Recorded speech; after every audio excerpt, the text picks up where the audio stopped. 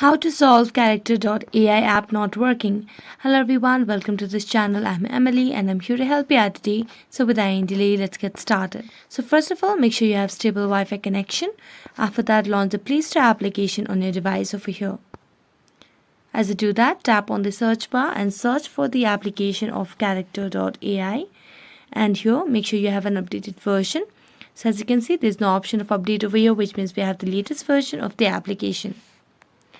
So we're going to go back to the home screen and swipe up to the app list and make a long press on the Character AI application.